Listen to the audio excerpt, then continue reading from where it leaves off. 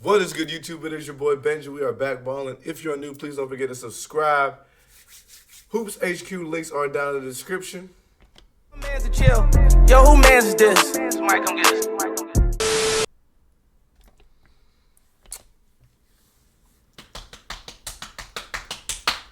And please don't forget to follow me. Man, look.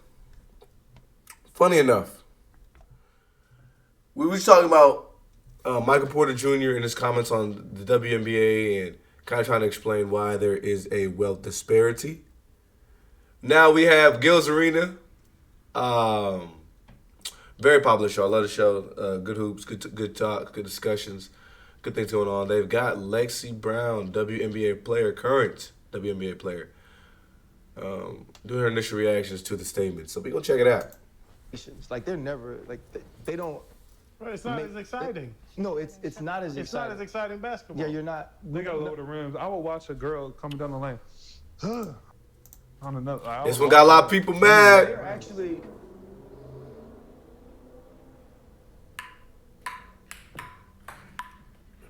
Oh my gosh.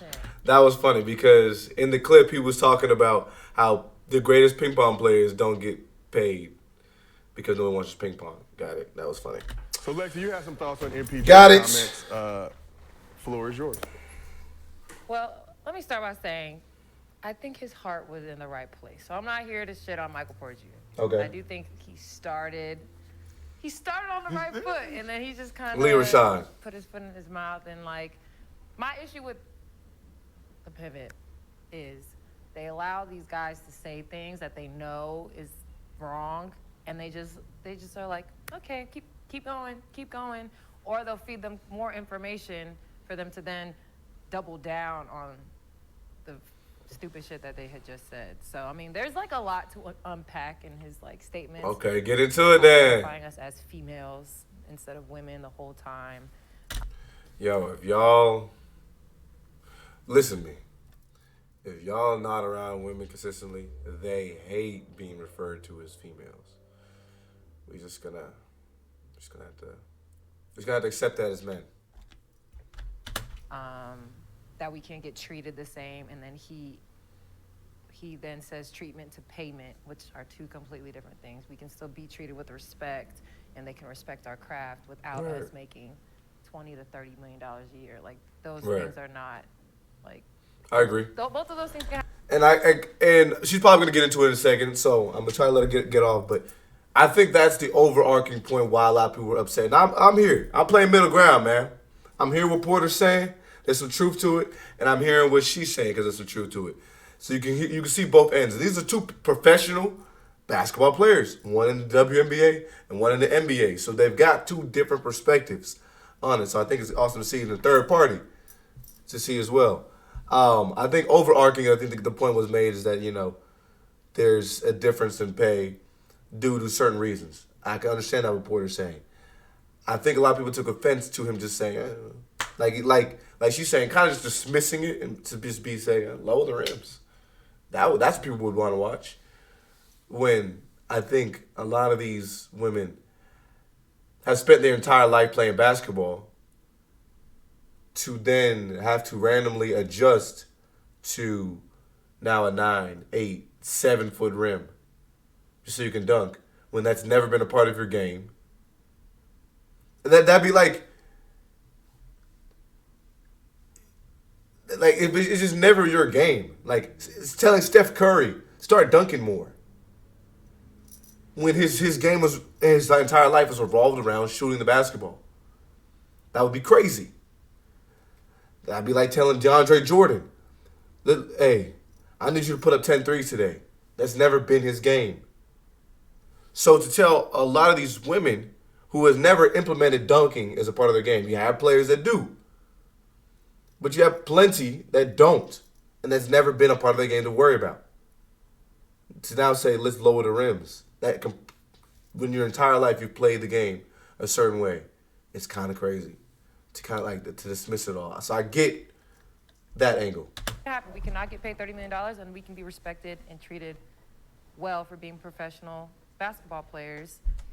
lowering the rims comment, you already know how I feel about that. It's stupid. It doesn't benefit me personally at all because I'm still not going to dunk. Yeah. I can't dunk on a 10-foot rim. I'm definitely not going to dunk on a 9-foot rim. It's going to fuck up my shooting. It's going to fuck up everybody's shooting. And Yeah, I just agree. feel like It's pointless. the way he plays basketball, like he shoots a lot of threes. I just don't. He doesn't dunk. He wants us to. Very good point. I mean, Porter, you 6'10". You don't dunk. I mean, you know what I'm saying? You got Porter, I might get a fast break here and there. But you ain't dunking the ball. So to say lower the rims for an entire league when traditionally you would probably only seeing a few dunks a game anyways is kind of crazy. The dunk, you dunk. Like, what are we talking about? It's a tired conversation, and I'm very annoyed with men continuing to create these spaces to discuss these things when they don't watch our games, they don't know us, they don't ask us our opinions about anything ever. That's real too, though. And like, if you don't have to watch us play, that's fine. But like, for you to just sit there and just constantly shit on our craft, our product, and everything without really being A part of tuned it, in, yeah. like, it's not right at this point. But again, you don't have to watch anything. But y'all always want to talk about us, so might as well watch us. Shit. Like, damn. Okay. Gil got something to say. What is the problem? What is the solution? Right.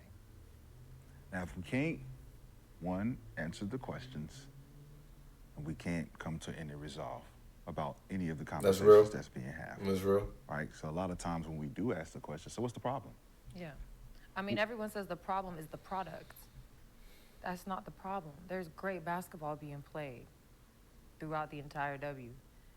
Then we're either getting compared to NBA, which everyone complains about how NBA is being played right now. So we either get compared to that, or we get compared to the 3 most marketed women's college basketball games of the entire women's college basketball season. So That's true. we're stuck in the middle, just getting it from both sides. Mm-hmm.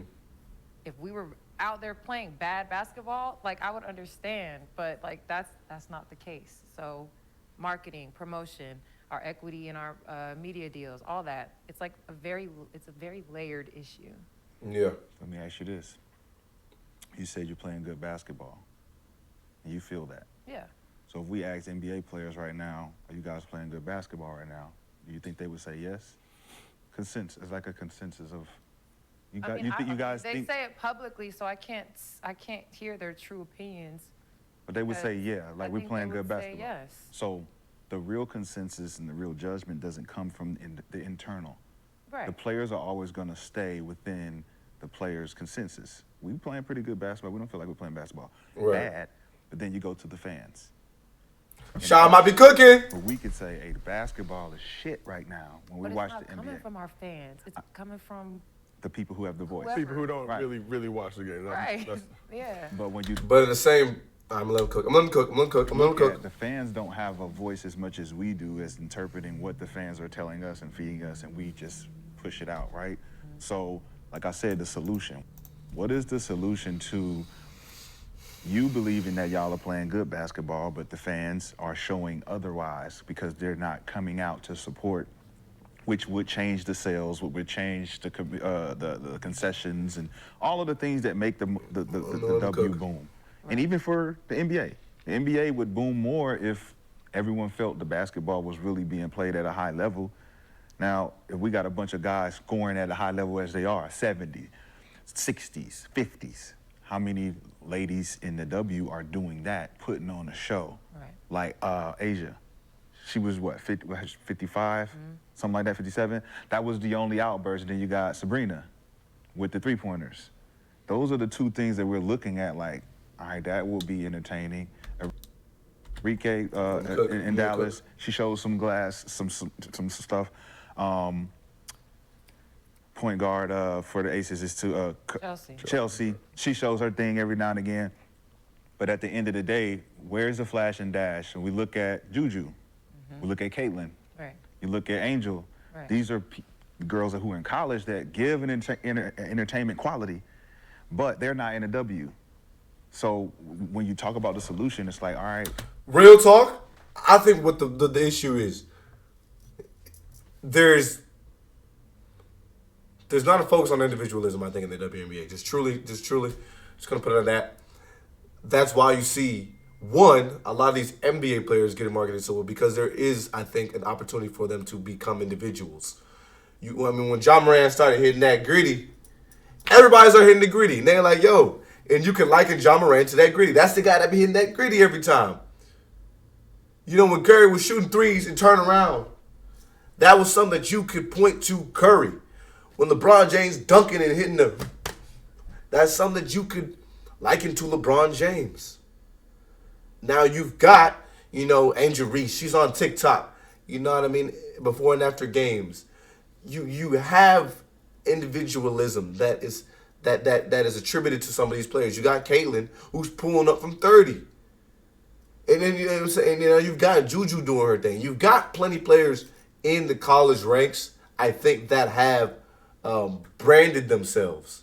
And those are the first three you think of, but there's plenty of women all across the country that have branded themselves on social media and like even to the mass audiences in the college game and in the men's game.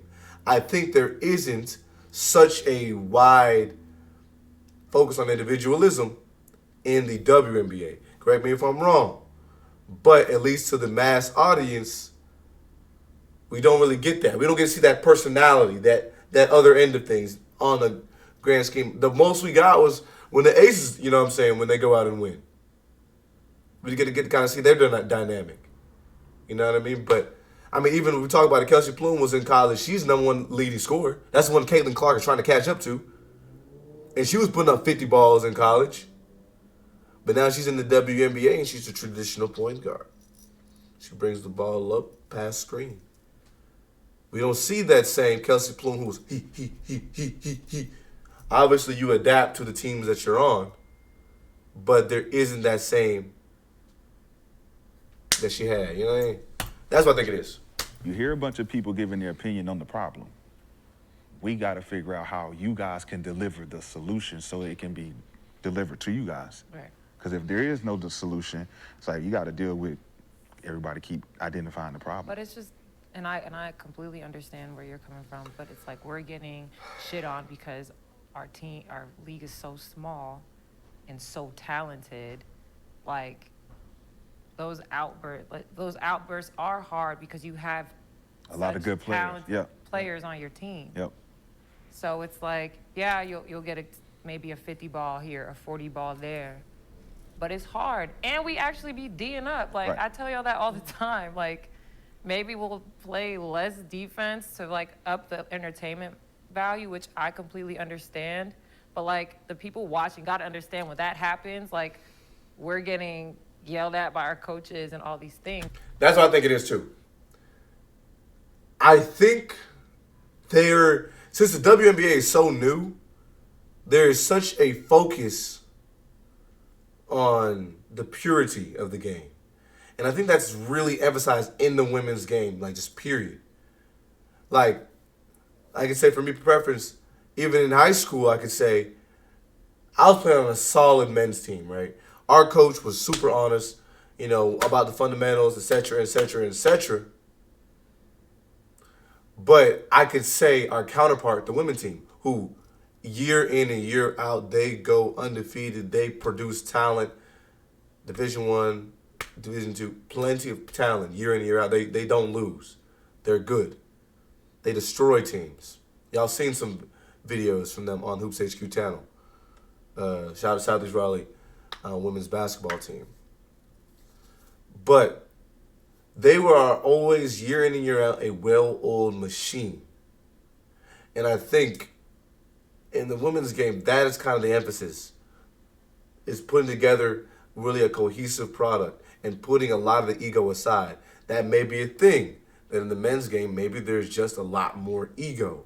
And that's why I think we see so much up and down with a lot of these times. Especially in the NBA, you can see these teams, you see as many dynasties because guys will leave, they'll move around for money, ego, they want a bigger role, this. A lot of these women will sacrifice for the betterment of the team truly. And I also think that there are, like I said, basketball purists still fighting for the game to be played a certain way, I think, in the women's game. Probably more stressing it more than anything, I think, in the women's game. That could be my perspective. So it's like, it's a cycle, and I think we're getting there. You know, we don't take as many threes as the NBA does yet. Right. I think we're heading in that Like I said, basketball purists. direction. I think this draft class and next year's draft class, I think they're going to make a big effort to keep these players in the league, to keep the eyes on the league, but like that has nothing to do with us. Right. Because I did my research on How does all of it. How does that have nothing to do with you? What are you talking about? What? Who was one of the most marketed players heading into the season this year? Was it not Wembanyama? Before he even played a game? Before LeBron James stepped on an NBA court, he was dubbed as the chosen one? The future absolutely is important to y'all, especially if we're talking about things that are right around the corner. Kaylin, Juju, all the people that maybe we're talking about a year, 2 years out of having the opportunity to go pro if they want to. What? The problem is that the WNBA girls that are in there now are too selfish to sacrifice today for the future. From day one, they handicapped American girls, right? So the American girls, if you're born in America, you have to go to college and play to a certain age. Real. That's facts. Overseas That's facts. girls who have no following, right? You don't have an American following, but because you turn pro at an early age, because there's no high school basketball, you can come into the NBA or the WNBA at 18, 19 years old. Well, Yeah, it's crazy. the product that has the following here has to wait. So you're sitting in college. Now think about how college basketball is. For the most part, it becomes dinosaurish, right? So for 3 years, whatever wild horse came into college basketball with their style out of high school has been whipped into a team type of player. Well, I told you, the basketball purists get a hold of you. You have, like he says, you have an opportunity for a guy. Let's say, for example, a Steph Curry, Trae Young. Trae Young comes in college, is putting up crazy numbers, from small guard, going insane. He can take advantage of this upward trending momentum, head to the draft. See ya. But like he says, your focus is not even a lot of times the pros, because that's 2, 3, 4 years out for me. Don't worry about that. Like you said, you start to really become conditioned under the coach that you're under.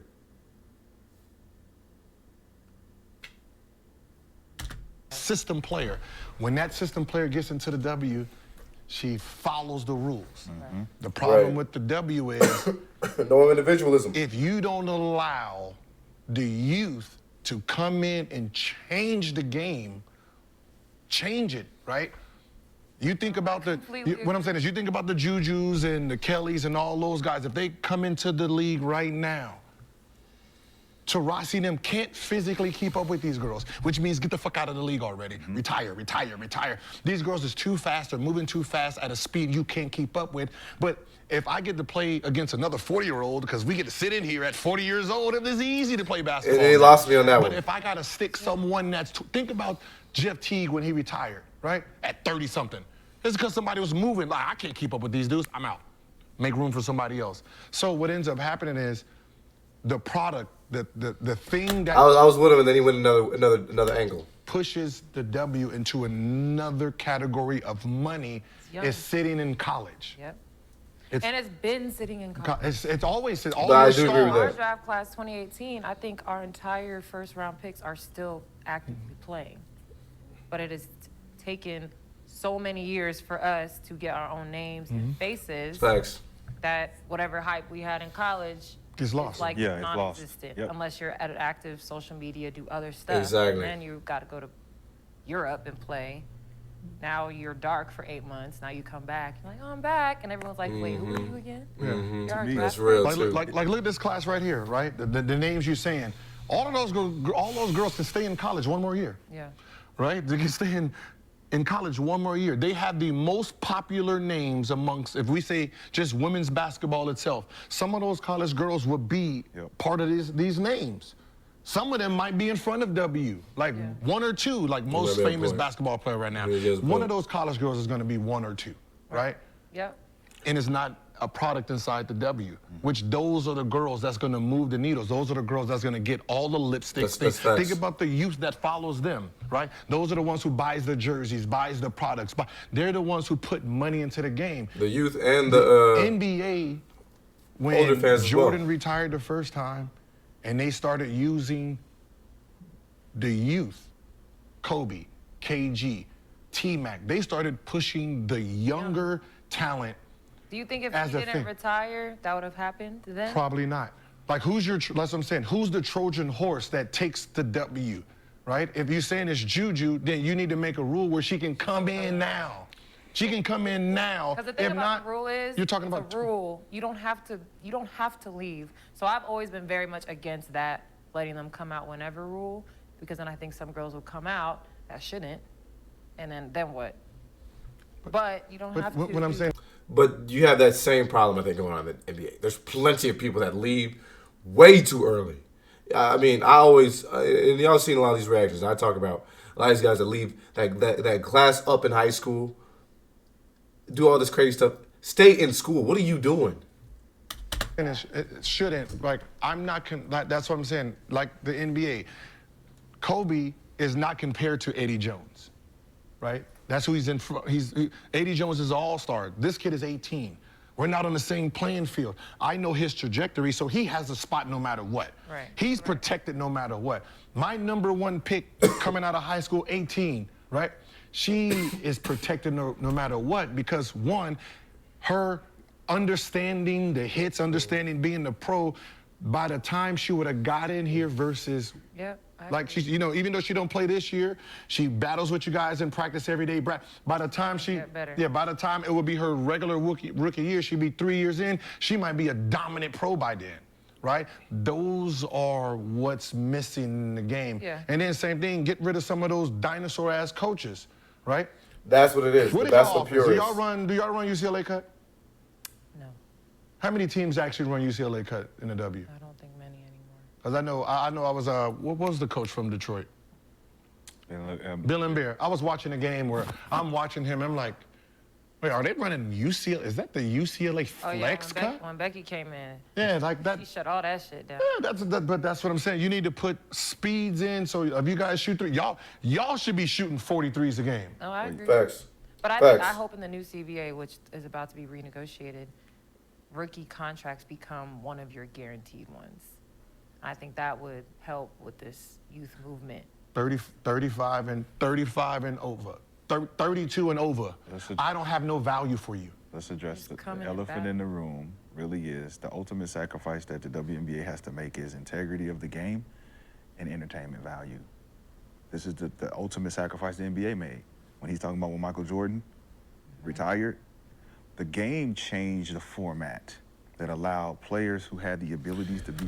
Nah, he's got a point. Shy might be cooking. I'm going to cook. Entertaining, to bring in more seat fillers. So when you look at the WNBA, it's compared to, in my eyes, the EuroLeague. EuroLeague compared to NBA is a totally different game because they play with integrity. It's boring.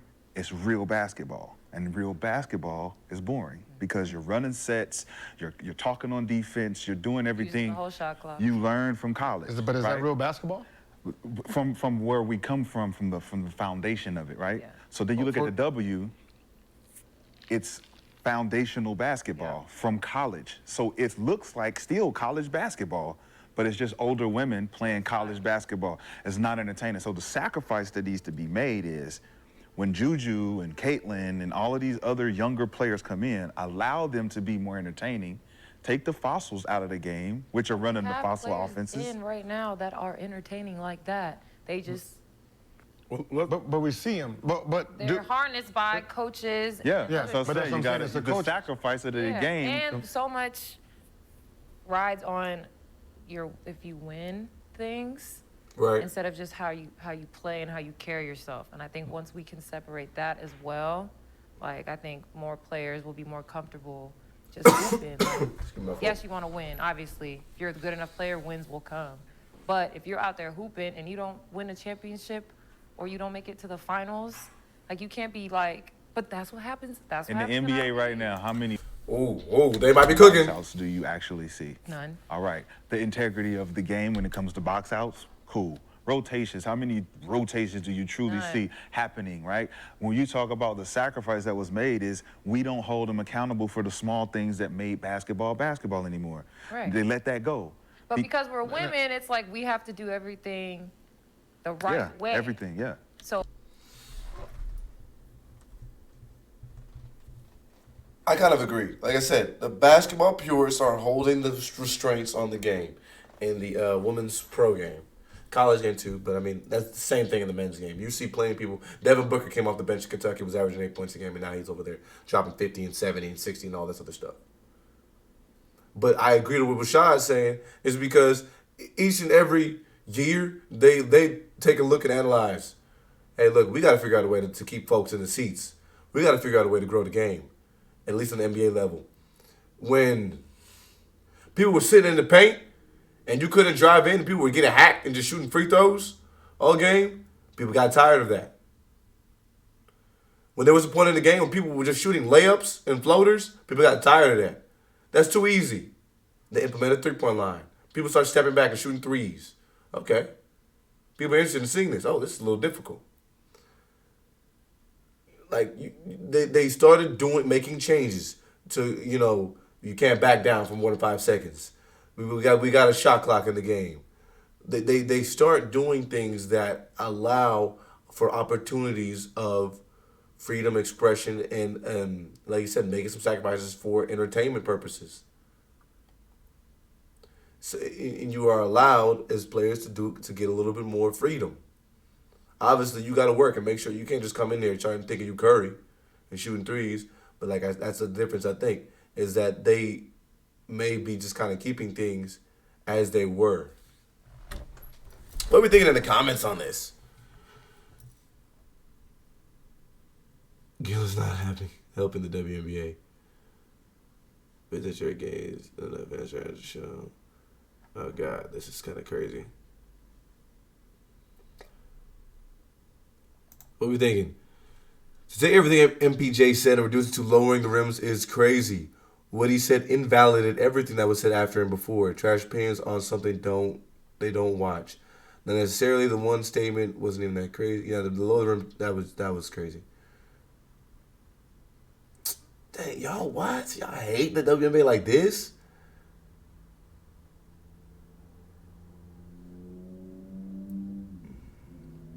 Women can't.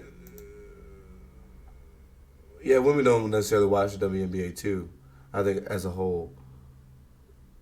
But that audience isn't the one that you should cater toward. It should, like you said, it should be basketball fans, not the audience that doesn't care about going to the game.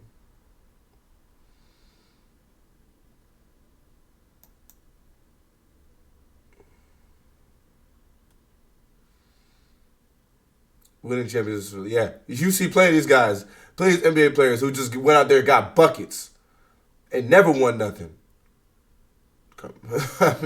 Come on.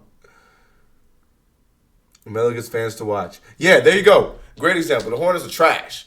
But you can get somebody like LaMelo and he can go out there and put butts in seats because he'll entertain you. The 4-year college rule is pretty crazy. I'm always iffy on the one and done thing because you're going to have playing players that are not ready. But, maybe that at least offers opportunities to people who are ready.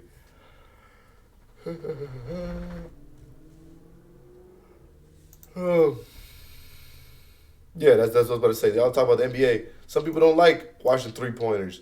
And, you got the basketball purists that watch the NBA and say the game is soft now. You know what I'm saying? So you're gonna have two different things.